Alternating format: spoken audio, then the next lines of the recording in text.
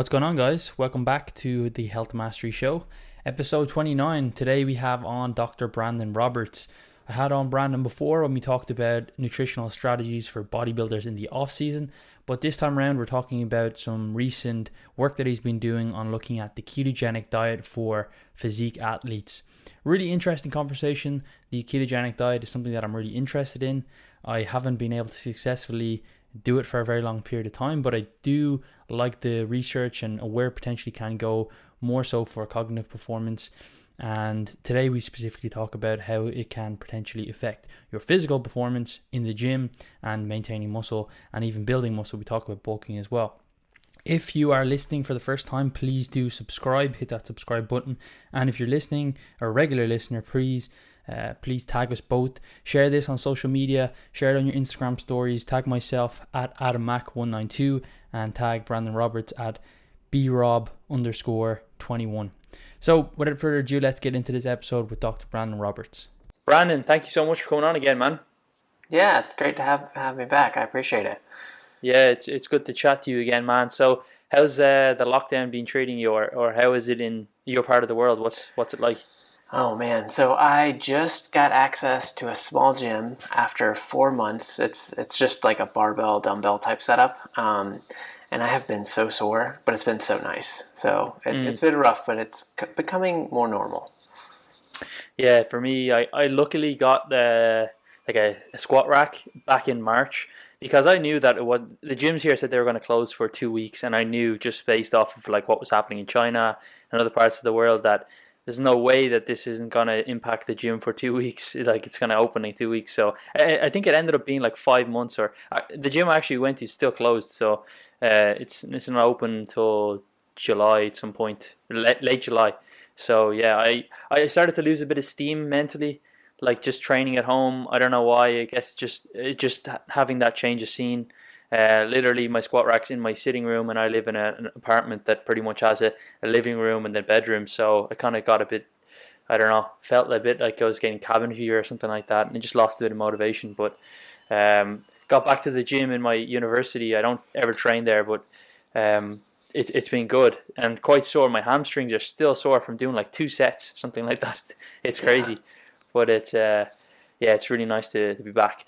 But today we want to touch on a recent paper that you'd released titled "The Ketogenic Diet for Bodybuilders and Physique Athletes." So can you talk to us a little bit about why you wanted to look into this topic, specifically on ketogenic diets? I know that it's definitely something that's a kind of mainstream or hot topic over the last couple of years, the keto diet, like whether that's for fat loss or cognition or whatever other miracles people mention that it can perform. But why did you want to look into this specifically? Yeah, so we've been covering the ketogenic diet, Adam and I, who's the first author on this, on scifit.net for probably 3 or 4 years now. And it kind of peaked in, I want to say 2017, like peak interest, like if you look at the Google search terms and stuff. So we were doing these massive series and having all kind of guest scientists come on and review it, and looking at adherence and body composition and side effects and all these things. And we're actually still not quite done with it. I think there's one more piece to be done. But during that time, people always are trying to optimize things in physique sports and bodybuilders. Right about a year ago, the National Strength and Conditioning Association reached out and they're like, hey, do you guys want to do a mini review on ketogenic diet for bodybuilders and physique athletes? And we were like, well, there's not that much research like directly, but we can extrapolate from a few different things and piecemeal something together and some decent recommendations. So, we started on it. It took probably 3 or 4 months to pull the studies that we thought were relevant, and then kind of had it peer reviewed, and that took a little bit longer, and then we had it published. So it was a long time in the making. And I suppose for people who don't really understand, you get a lot of different views of what specifically a ketogenic diet is, or what actually puts you into ketosis. So could you explain a little bit about what it actually is? Some people just think it's a low carb diet with high protein, when you're looking at it, is it moderate protein? Is it like very low carbs? Is there a carb cutoff, or is it just basically when somebody is in ketosis by using, say, ketone strips or something like that, or whatever they're called? Yeah, so I'll give you a little bit of backstory to the keto diet because I've actually been studying it since I was an undergrad, like 8 or 9 years ago. But it was originally used in the 20s and 30s for people with epilepsy and people with diabetes. And so it was a clinical kind of intervention. They didn't really know how it worked back then, but over the years we've come to realize that it's probably something to do with the ketones that our body creates due to lack of carbs. So generally, it's thought of as a 75 to 85% fat, about 15% protein, and a couple percentage points of carbohydrate diet. And that's true in the general population for those who are obese or overweight or just like normal. Um, but physique athletes are a little different, right? Because we need protein, and there's been a shift to a more moderate, or I would say high protein diet, right, where you're getting, um, you know, uh, at least body weight in pounds of protein in grams. So our review encompassed kind of a little bit of everything because there's only one or two studies with high protein keto diet, um, and even then, it's still not high compared to what physique athletes take sometimes. So that's kind of the breakdown of the keto diet. But most of these studies had about 15% protein, and I did a little math. If you're eating a 2,000 calorie diet, 15% protein would be about 75 grams, uh, and 30% protein would be about 150 grams. So most physique athletes would probably lean towards the 150 grams on a 2,000 calorie diet. Mm. So it seems like protein would be a little bit low on recommendations for what other recommendations are given for bodybuilders. Even on the 150 grams at 2,000 calories is still quite low depending on what your current body weight is. I think when I was cutting down, I definitely got below that 2,000 calories, but my body weight would still be less than probably zero point 0.8 grams per kilogram, or per pound of body weight. So I think it's probably a little bit low. Is it possible to have a ketogenic diet where you're actually eating higher protein? So let's say 1 gram per pound or 2.2 grams per kilogram, or would that actually take you out of ketosis because the protein is insulinogenic itself? So from the studies that we reviewed and kind of experience, I have not seen high protein kick people out of ketosis. We again kind of did a little correlation on protein intake and BHB or ketones in the blood, and we didn't really see anything at all. So I don't think so. Now I've only like practically used the ketogenic diet once or twice, so it may be that some people it could kick out of, but on average it should not. Mm. So I guess then, if we're looking at a fat loss phase, what was the overall conclusions that you guys made in terms of how effective this is for fat loss, and what were the benefits of a ketogenic diet rather than, say, a diet that's moderate in carbohydrates, or a high carb low fat diet? Yeah, so the calorie equated, they're about the same. Like there's no benefit really either way. Now, if you're not counting calories, that's where it may be beneficial for some people because there's this massive reduction in appetite.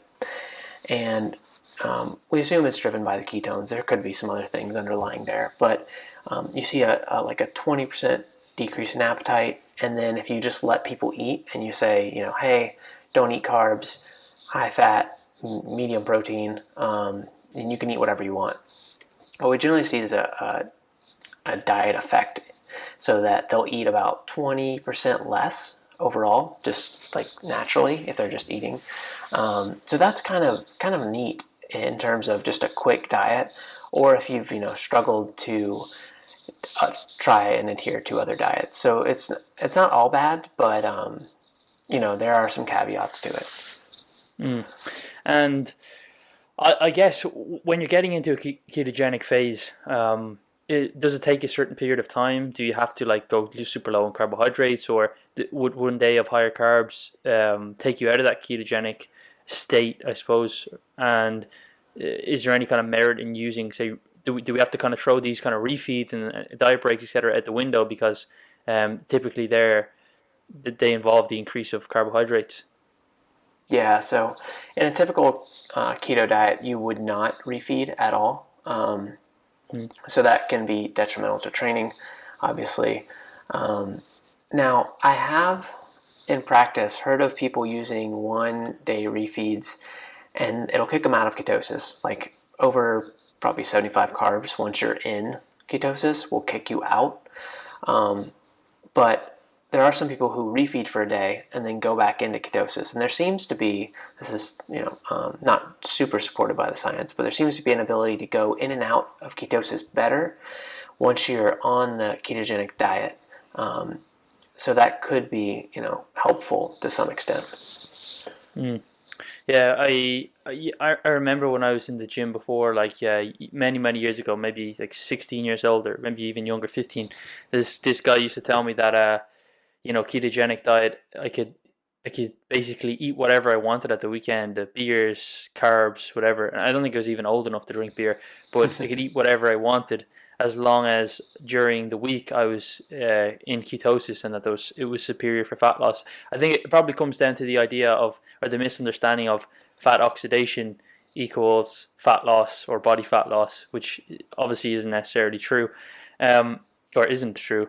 What about I suppose when we think about like the type of activity that we're doing, so the anaerobic activity and weightlifting, etc., it's quite like glycolytic, and we're using a lot of glycogen stores for that. Has there been any effect, or did you guys see any effect of being able to, say, handle more volume or maintain performance across a fat loss phase, given that perhaps glycogen would be lower? Although I did read something recently, a paper where glycogen storage was actually not that much lower in those who are doing ketogenic diet. I don't. Maybe I'm wrong there. No, so you're actually right.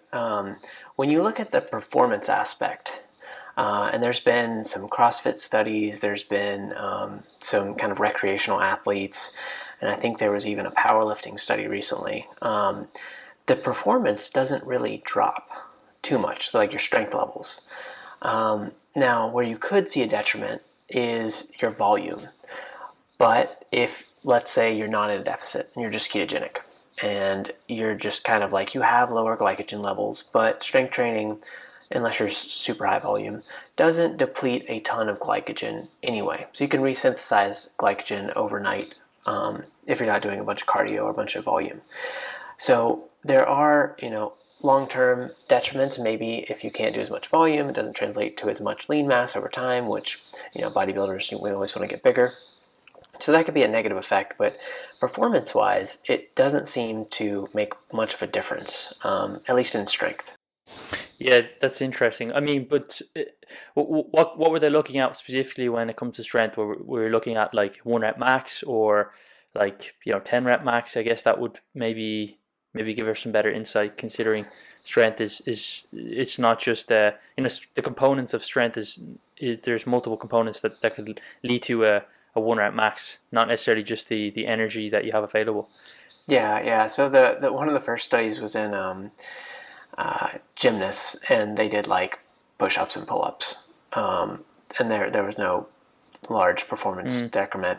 The CrossFit fit athletes, I think those were I don't think they were 1 RMs, but I think they were like 3 to 5 RMs, and then some anaerobic performance, and then the powerlifters, I think those were 1 RMs. mm, But these studies are also, you have to remember, 6 weeks, 10 weeks, yeah. and if you're training, even if you're dieting, and you have a little bit of body fat on you already, you're probably not going to see much change in strength or performance really in 10 weeks, right? Like if you think about when you start your prep, 10 weeks later, you're like, no, this is fine. Like I'm good.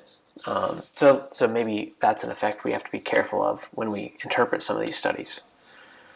Yeah, and with the glycogen piece, so the how it doesn't affect training performance. How is it that we're actually able to resynthesize glycogen? Because technically right, it comes from glucose and glycogenesis. But um, is it that is it the fat? And I know this kind of getting a bit into physiology, but is it the fat that's kind of the glycerol that's kind of cleaved uh, into glycogen? What's the mechanisms behind that actually fat can when our diet's primary fat and protein, that it can actually we can restore stored muscle glycogen. Yeah, so all of the energy systems are somewhat connected. So you have your Krebs cycle or TCA cycle that starts with acetyl CoA, and when you break down glucose, it goes through a cycle and then basically pops out as acetyl CoA, and then it goes through another cycle. So they're somewhat interchangeable. It's just not as efficient or quick. So when we take ketones, we can break those down and kind of revert back to gluconeogenesis. So we can go from ketones to glucose, then to glycogen. Now, the body doesn't love doing that, but it can. Otherwise, if you think about it, you would just burn all of your glycogen like in the first week, Yeah. and then you'd be pretty useless, right? Like your liver would probably Mm. be fine, but your muscles would just be crap. So there is some adaptation there, and that's why we call it the keto flu, or at least Adam and I do, where you have to adjust mentally and physically to the ketones. But after that, your body's pretty smart. Mm. Yeah, you wouldn't want the keto flu and the coronavirus at the same time. That would be pretty bad, right? No, that would be terrible. Yeah.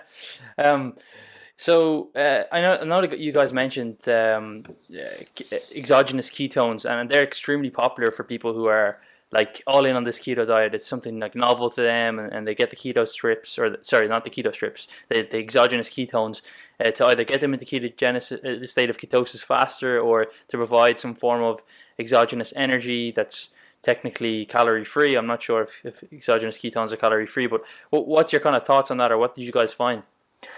Yeah, so I actually do a good bit of research in ketones now. I had like a little offshoot of my studies are done in them. And so originally, there was this really nice study that showed ketone esters specifically could improve anaerobic performance. It could help body composition. Like it was just this Cox et al. I think it's 2016, but it was very promising. And you look at this study, and you're like, okay, this is the next big supplement. And then over time, we saw kind of a splitting where we have ketone esters and we have ketone salts. And even within ketone ester, there's like 3 or 4 different types, and they're even developing more types to find the perfect or the optimal kind of physiological arrangement of ketones.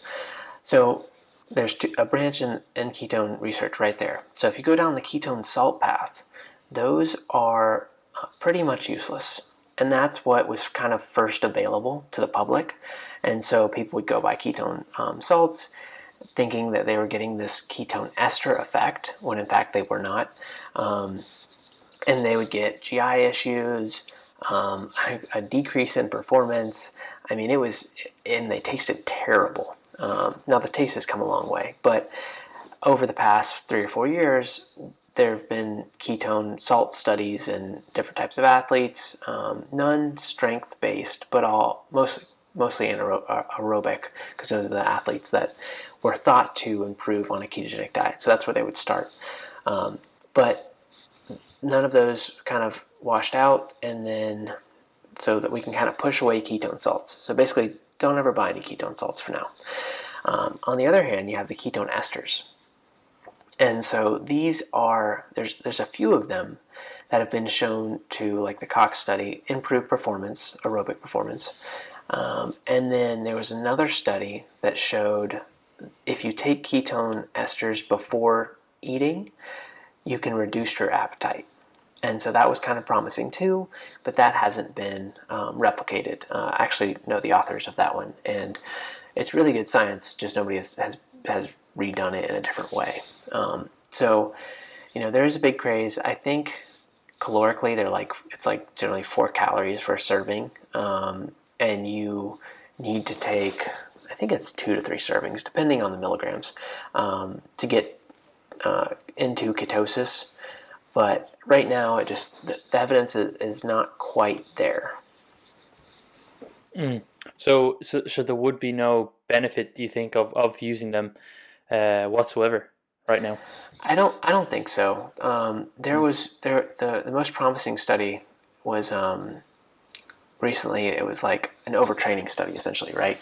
And so when I saw that, it was really cool because I was thinking, hey, this is hardcore twice a day training. It was mostly anaerobic. I think it was cyclists or something. But if you could prevent overtraining, like that's huge. But it turns out there was a huge limitation because one group ate like 2,000 more calories than the other one. So it's like, okay, well, yeah, they were in a deficit, and that's why they didn't have as Mm. good results. Mm. So I don't think so. And I would say, when giving advice to people in the keto realm, I would say, okay, well, if you're interested, try a ketogenic diet, see how that goes. But don't worry about ketone esters or ketone salts right now. Just save your money, use it on another supplement that maybe isn't proven yet, and you want to experiment with. Yeah, I think I tried ketogenic diets once. I mentioned it in a previous podcast, but just to try it out. I wasn't like getting ready for. I wasn't even cutting. I just wanted to try it, but I just could not stick to it. Just didn't suit me. I didn't like the main thing was I didn't like the types of food that I was eating. The palatability of just high fat food doesn't really sit with me well.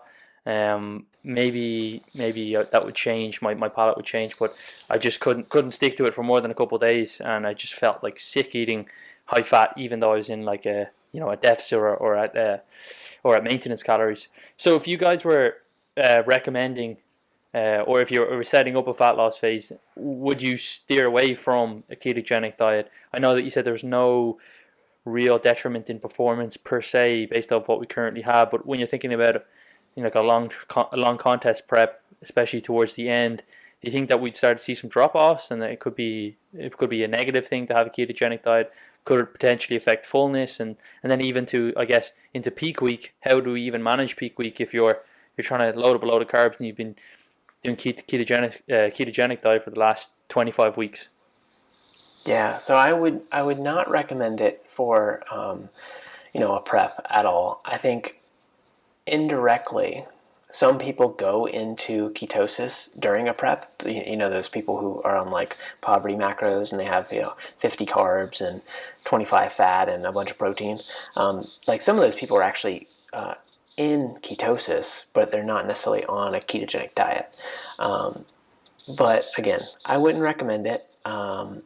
If you wanted to test it kind of like you did, it's great for the off season, or if you're trying to do a little mini cut, you're like, oh, I like experimenting with myself, let's try this.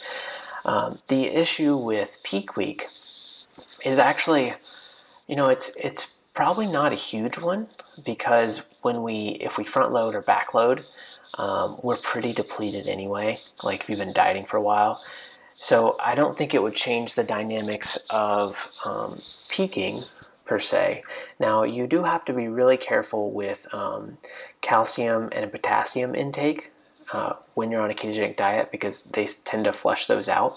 So if you were on a keto diet and you weren't supplementing with some vitamins and minerals, and then you went to peak and you increased your water first, and then you added the carbs, you could potentially cause some major issues there. So I would, be very careful with that, and that's why I don't really recommend it. Mm. Um, My thoughts were more along the lines of if you were eating a high fat diet for such a long time that your insulin sensitivity would perhaps it would not be worse per se, but your body wouldn't be used to, I suppose, the amount of carbohydrates, and having such amount of carbohydrates in a period of time might make you look watery for a couple of days until your body kind of normalizes that. I don't know if there's any truth to that in terms of your metabolic flexibility being slightly affected, but I guess in a lean and healthy individual who's exercising, perhaps that isn't the case. so I think with the water retention part, that might become an issue because I mean glycogen holds a ton of water. Um, I don't. Yeah, during a peak, I'd be nervous about it, and that's again why I don't necessarily recommend it. Is because if it did cause you to hold water, that would be a huge issue on stage, right? Mm.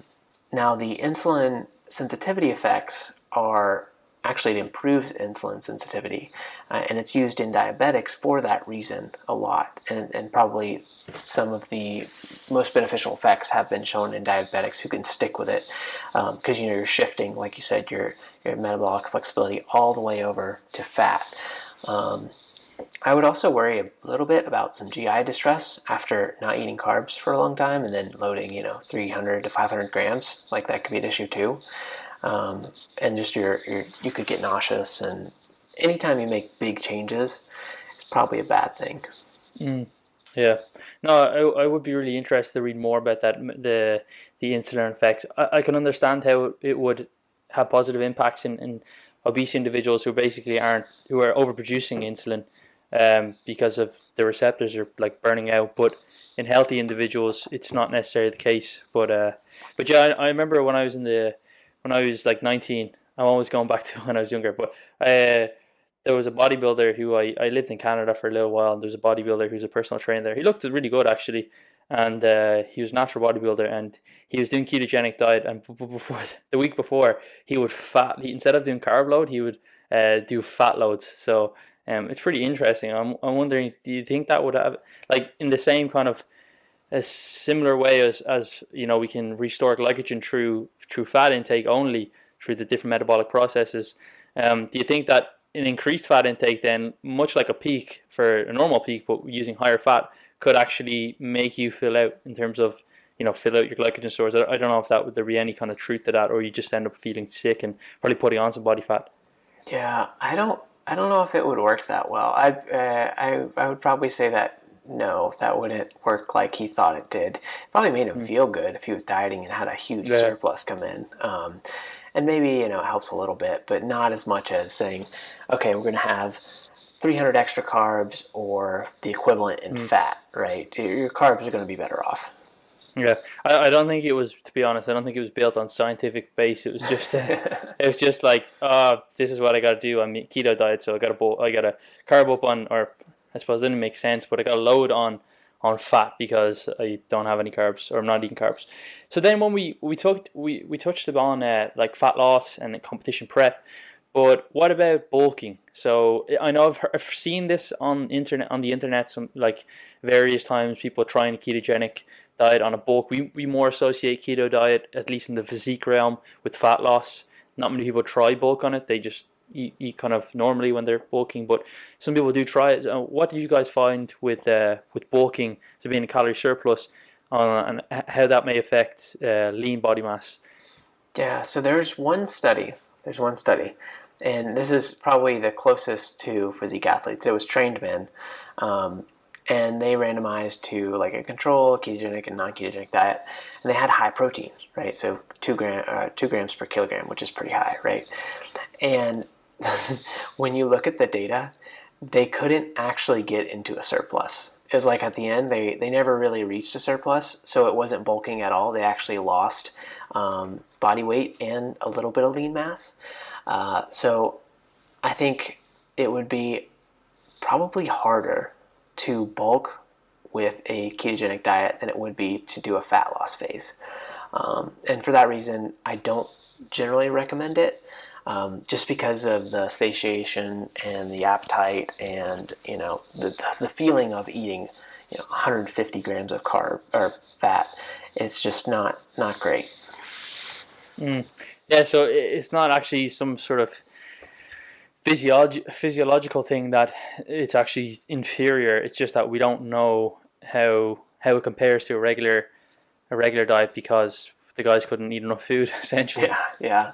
So that's interesting. I guess it's the massive. It shows how prominent the massive blunting effects of ketones can be, and I suppose it probably would be a great way for somebody to stay lean. Perhaps, let's say, a lot of people can get lean, but it's very, very difficult to stay lean. Hmm. I suppose perhaps that may be maybe an avenue to explore when it comes to, say, someone wants to get to 12% body fat and then stay there forever.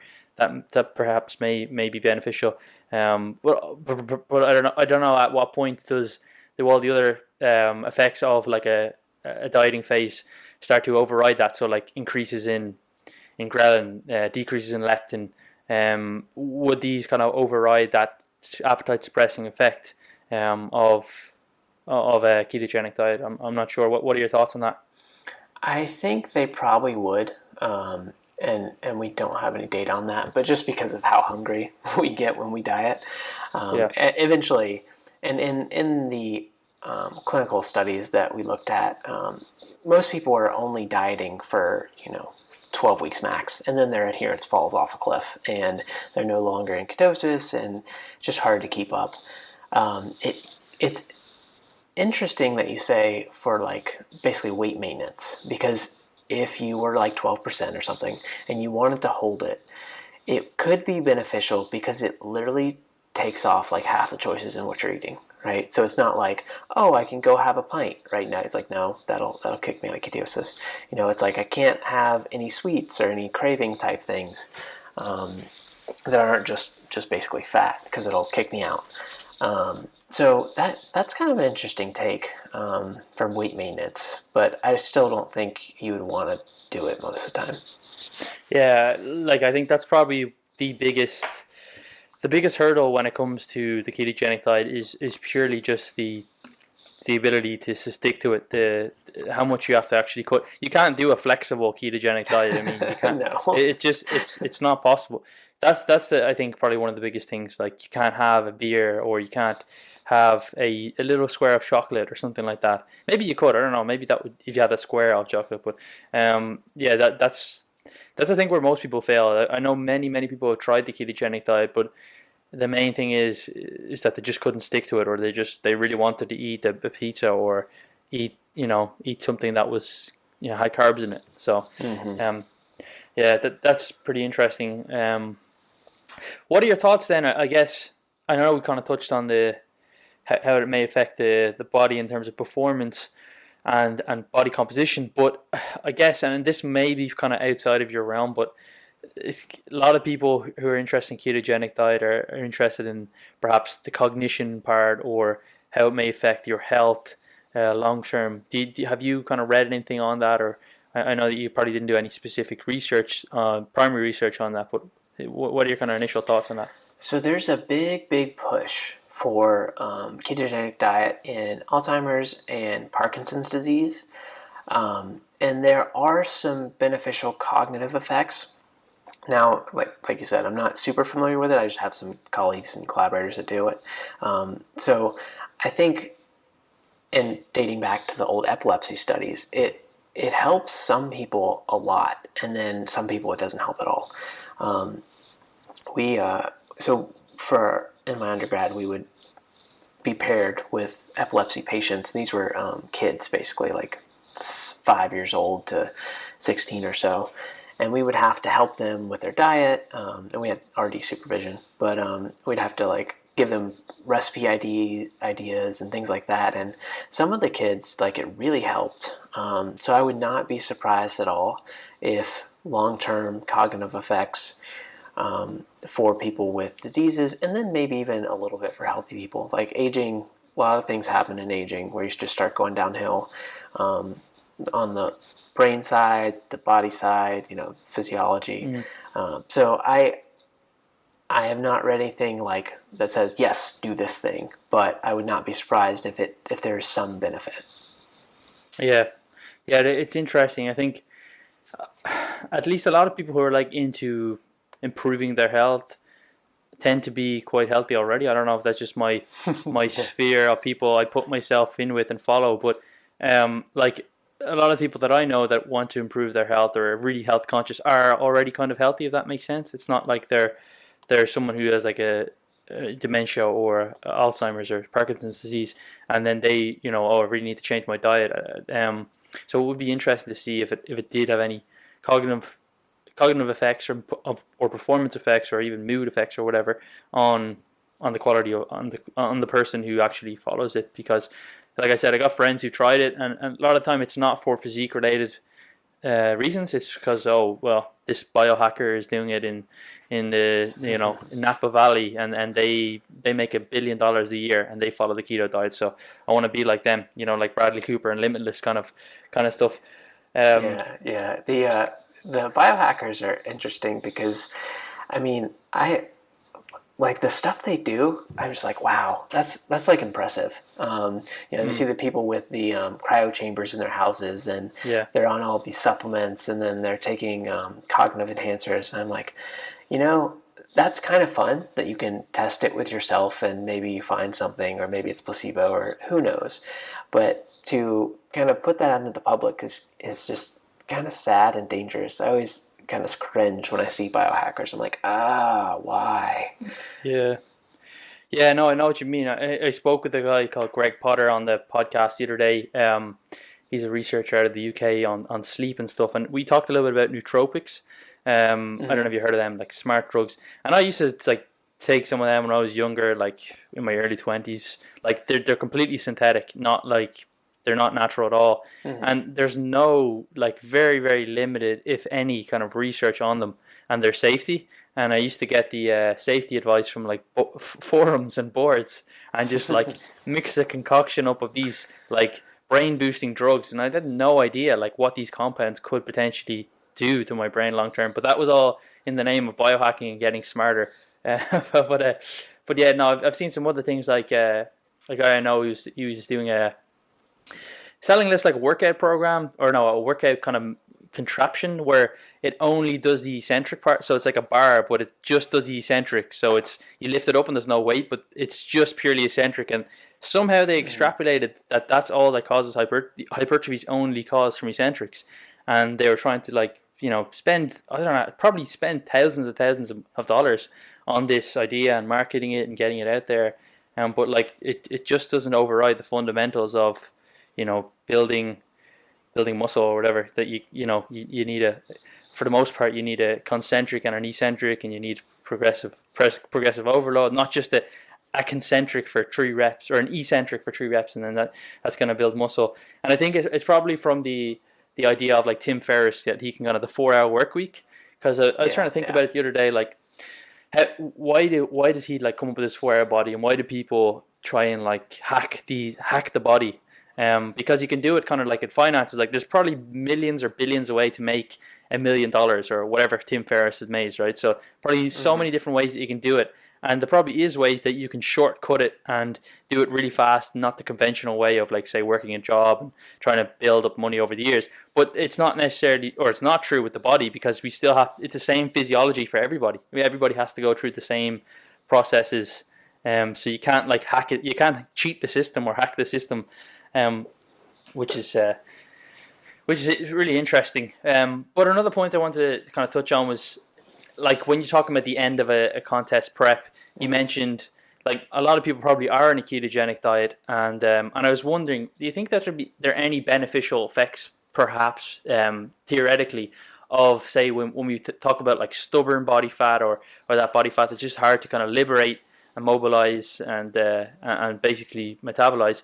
Do you think that there could potentially be any benefits to that? I know when we've heard kind of Lyle McDonald's stubborn or his rapid fat loss protocol, or protein sparing moderate fast, and technically at the end of a contest prep, most people are going to be in that state where you're just pretty much eating protein and a little bit of carbs and some vegetables. So do you think that there's probably any merit there from a physiological point of view of perhaps maybe liberating any fat, or would it not make any sense? So the other thing when you're in fat loss, like diet, contest prep type thing, and you're on ketogenic diet, you have a lot of fat turnover, right? So that's a good thing. Maybe for some of the stubborn fat, there's a lot of research that suggests, part of the reason that we have bad effects from being overweight and obese are because these fat cells are kind of like corrupted, if you will. They're inflamed and they cause all these issues. So well, I'm not sure. I don't think it's going to be detrimental, but I don't think like we mentioned, it's going to be anything special. So, other than just losing the last bit of fat, because we Mm, can't really tell where the fat's coming from. If like I have in my contest prep, I have some stubborn fat that sits right over my last 2 abs, my lowest abs, and yeah. it's always there. And I'm just like, man, this just takes 6 weeks to get this 2 pounds off. Mm. So I don't think it would cause that any benefit that I know of. What is that stubborn fat? Is it like was it like why is that different? Like why is that more difficult to lose than is it? And I haven't looked into fat adipocytes that much, so I don't really know the difference. Why it would be more difficult technically to lose? Obviously, there's a survival mechanism behind it, like why it's difficult to lose fat. But why is there particular parts of fat that are actually or pockets of fat that are more difficult to lose? So we don't really know. It's generally just those spots are the last ones to come off, and so you'll lose fat, in your face, in your arms, everywhere else, and then the difficult spots are generally they're around your core, your lower back or your abs, so they're readily available to be broken down and kind of synthesized into energy. But in terms of like why, I'm not really sure, and I'm not sure that anybody actually knows that. But I do have a friend in adipocyte research, and I will ask her. Yeah, and please do follow up with me if she knows, you find out more. Yeah. But yeah, so if somebody did want to follow the ketogenic diet, it doesn't sound too attractive, but where would they get more info on that? Do you have any kind of recommendations of how they would set that up? Especially with someone who say has body composition goals, they're not going to want to eat 75 grams of protein. Yeah, yeah. So I have a couple of my friends lead the Keto Gains group, Louise and oh man, I forget the other guy's name right now.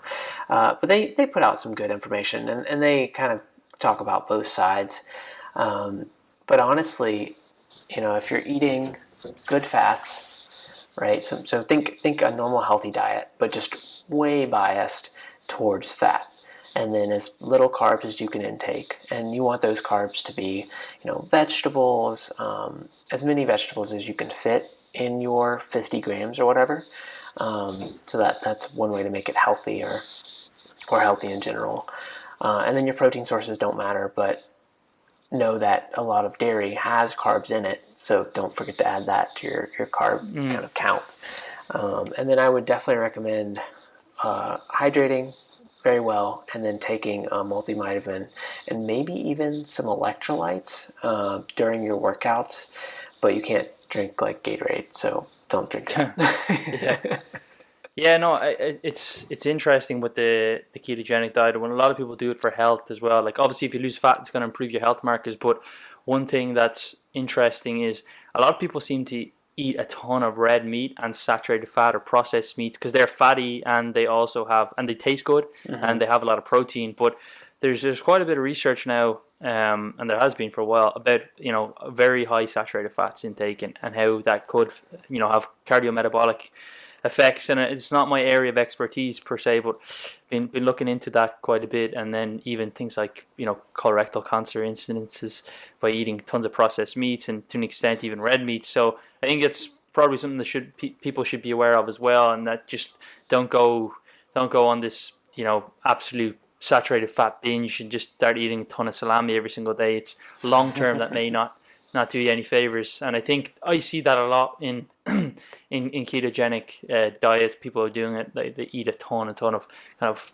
red and processed meats, way more than what they'd be used to be eating. Um, Yeah, I think to add on to that, so if you want to eat fatty protein, go for your fish, get your nuts, your avocados, things that are probably a little more expensive, but will help you in the long run. so Brandon, thanks for so much for coming on again today. It was great to chat to you, man. What's kind of coming up for you over the next couple of months? I know we talked a little bit about it. I don't know how much you can talk about, but it'd be good to know what you're up to, what you're researching. Yeah, so I've got a ton of different projects. I find that over time I'm like spreading wide instead of narrow. So most researchers like dive down this hole. But I have some research going on with a ketone ester, and this is actually in animals, but trying to figure out if it can help body recomposition, which would be kind of neat. I have some research in the Army going on. So I've done a couple studies with kind of young Army cadets.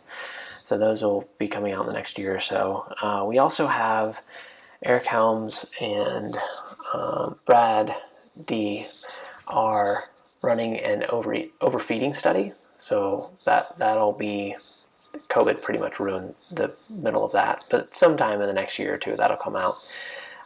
And then just kind of staying busy, making content, doing podcasts, and doing research on my own.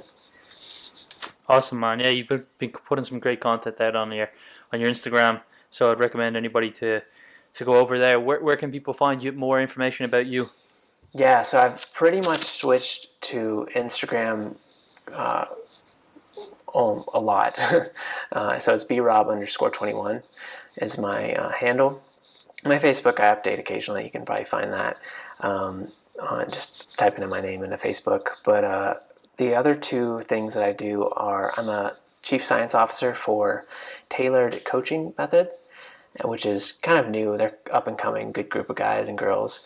And then we have an app that we're developing called Log Smarter, which is a way to estimate your TDEE based on machine learning, which is super cool, but in the early stages of development. Yeah, machine learning. That's awesome. That'll be really interesting to see how that would work. Anyway, man, it was great to chat to you again and appreciate you coming on today. Yeah, thanks for having me, Adam. Appreciate it.